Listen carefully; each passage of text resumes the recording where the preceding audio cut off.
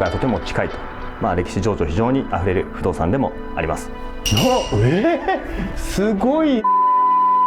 んな空間のある京町は珍しいな。縁側からまだ屋根が見える。すごいですね。とても珍しい建物ですね。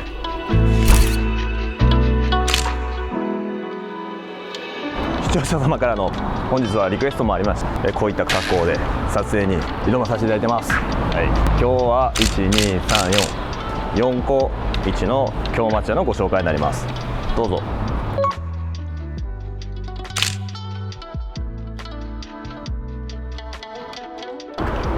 もうすでに格子、京都町屋の格子とかは取り除かれているんですけども、軒の天井などを見ていただくと、腕木、出し桁、そういった意匠をしっかり残し、その上に垂木が乗っかっている。そうですね、構造体に関して申しますしっかり柱を出したような状態で、建築されている、その当時の意匠を残しているという建物です。ではどうぞ。2ポイント。電気がないんで中は暗くて見えにくいです。天井高が高い、非常に天井高が高い。私が1メーター72センチぐらいです。この刀が1メーター2メーター70センチ以上、めちゃくちゃ高いですね。この高さというのはもともと想定されたものではなく、おそらく当時火袋、天井ここがないような状態の火袋があったと。そして土間を通り抜けて、ここにはもともと料理をする奥戸さんがあった。その設備の名残があると。でおそらく当時ここで火を起こして、薪をくべられ、ここで調理をされるというような名残があります。で火袋があります。あれ小屋裏まで上がってる。高い。すごい火袋、小屋裏のてっぺんまで。これはすごい空間。7メーター8メーター、すごいな。こんな空間のある京町屋では、拙者失礼しました。今日は靴で入ってもいいという許可をいただいてますので、お邪魔いたします。1階道路側のお部屋ですね。道路側のお隣との境目の壁になります。通し柱、間柱ということで、連棟の住宅特有の、おそらくお隣と共有をしているような、そういう大事な柱になります。で壁は土壁。この土壁をめくると、お隣様とこんにちはでございます。では2階へ。2ポイント。2階のお部屋ですね。もう全く手をつけていらっしゃらないので、リフォームが必要になります。2階からお庭の風景を見ていただいて、床の間なんかももともとね、大きく捉えてて、京間のお部屋にしっかりとした床の間、これもきれいにすれば立派な床間に戻るんじゃないかと思います。こういうね、昔の一生を残しているような建具、もう同じものを作ろうにもなかなか職人さんもいらっしゃらないので、とてもこれを復元するのも直すのもすごく費用がかかりますね。アンティーク、そういうような、もう一気に達しているような建具です。1階から上を見ていただいた時の火袋ですね、すごく空間として広いので、どうぞご覧ください。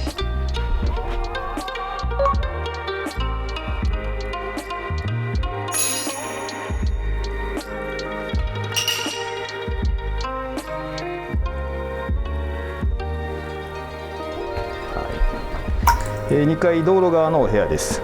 襖とかをね、すごくこういう形になって、古いお宅の特徴で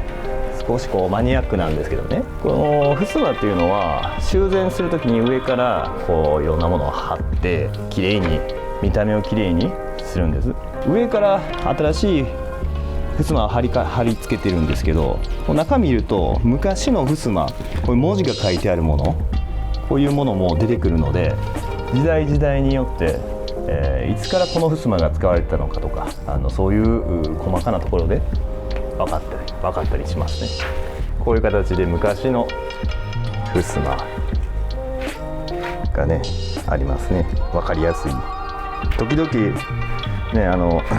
1900年代前半の新聞貼り付けていらっしゃって、中に、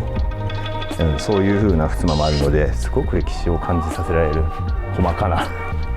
情報ですけど、はい、このフロアはどういった使い方が適してますかね？そうですね、2階の部屋なので、ご家族で就寝される、お休みになられるようなお部屋でもいいと思いますね。飲食店とかでしたらね、この広い高い天井高、こういったものを生かして、おしゃれに飲食スペースを作っていただくのも京都では非常に多いですね。京抹茶の使い方として、オーダーも下から上に言うのも言いやすいですね。飲食店でもニーズがある、居住用でも使い方によっては素晴らしい使い方ができるんじゃないでしょうか。では1階へ戻りましょう。2ポイント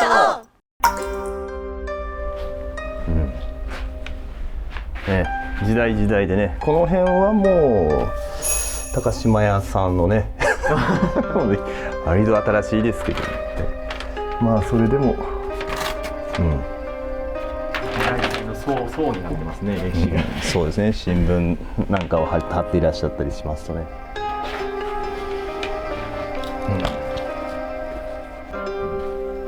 かなり層が何層にもね渡って大事に使ってこられたんでしょうね、こういう建具もね、歴史を感じさせられる。やっぱり京町や京都の和風建築には、和室の部分には床の間をセットで配置されていることが多いですね。で、縁側、ここは縁側からまだ外を見ると軒が見え、屋根が見え、珍しい。この下にも何かが眠ってるんですかね。チェックしましょうか。いざ2ポイント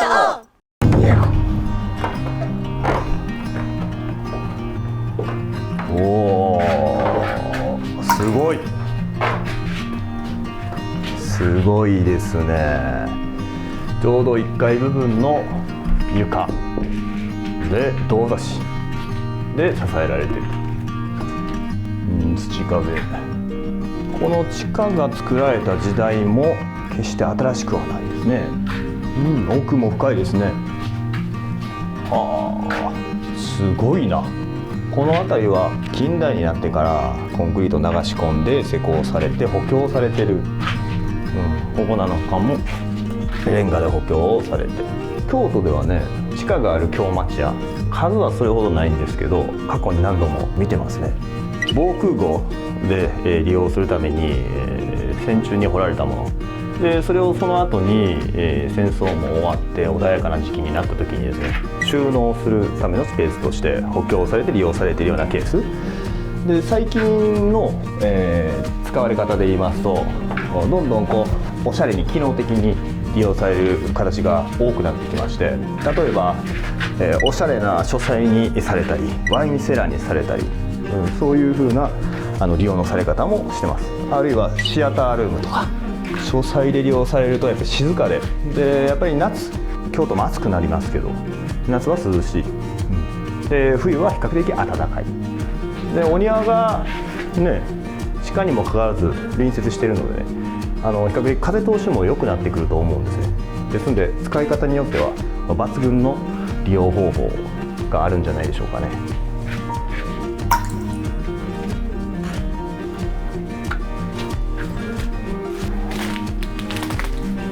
お庭から建物を見ていただくと、窓、サッシ、それは古い当時のまま、とはいえ建築当時からの窓サッシではないですね。昭和の初期とかに取り替えられているようなものになりますね。とても珍しい建物ですね。池内ちゃん、はい、今回の物件の特徴お願いいたします。はい、本日も皆様動画をご視聴いただきありがとうございました。はい、今回の不動産の特徴ですね、京都市営地下鉄東西線東山の駅から歩いて5分、平安神宮から歩いて約3分、歴史に有名な京都の7つの門口のうちの一つ粟田口から歩いて5分。建物に関して申し上げますと、皆様おのずと知れた、皆様もお詳しい京町屋になっております。ただ全く触ってない未改修の京町屋、これも一つの特徴になります。特に京町屋といいますと、建物の大きさがですね60平米ぐらいの小さなものが多いです。この不動産に関しては地下室付きで80平米を超える建物になっています。地下の部分なんかは飲食店で利用されたりですとか、書斎で利用されたりですとか、そうですね、ワインセラーで利用されたり、さまざまな用途に使えるような、そういった特徴が非常に魅力的な不動産です。平安神宮からとても近いと、歴史情緒非常にあふれる不動産でもあります。京町屋という非常に歴史の古い趣のある建物を生かして、実際にご自身でお住まわれるセカンドハウスや居住用でも OK だと思います。ただ観光で訪れられる方がとても多い地域でもありますので、おしゃれなフレンチのレストランですとか、イタリアンのレストラン、地下を生かしたワインセラー、書斎、そういったものでご利用されるのが良いんじゃないでしょうか。ありがとうございます。じゃあ本日も以上になります。はい、ありがとうございました。